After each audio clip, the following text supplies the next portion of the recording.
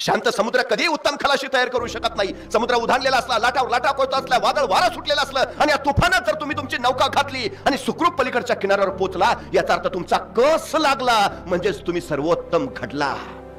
पण समुद्र निवांत आहे, शांत वारा आहे, नौका आत घातली, वालवायची गरज नाही, पोहोचला किनाऱ्यावर.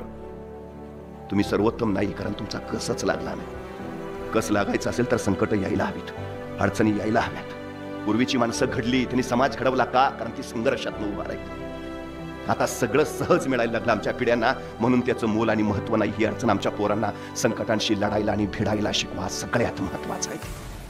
क्षमता त्याच्यात आहेतच, पण अडचण आमची अलीकडची काय झाली, त्याच्यातल्या क्षमता आम्हीच दाबून टाकतो. त्याच्यातल्या क्षमता आम्ही बाहेरच येऊ देत नाही, संकटांना त्यांना सामोरच जाऊ देत नाही. मी नेहमी म्हणजे महाराष्ट्रातले शेतकरी आत्महत्या करतात, पण त्यांच्या जोडीनं आज महाराष्ट्रातले विद्यार्थी सुद्धा आत्महत्या करतात. का हो? जबाबदारी आहे, हे व्हायचं आहे, ते व्हायचं आहे. परीक्षा येते, संकट वाटतं, थांबवतात, गोंधळतात, घाबरतात आणि सरळ आयुष्य संपून मोकळे होतात. कसली पिढी तयार करतो आपण? संकटाला सामोरच जात नाही, ती आयुष्य संपून सरळ पळून जाते.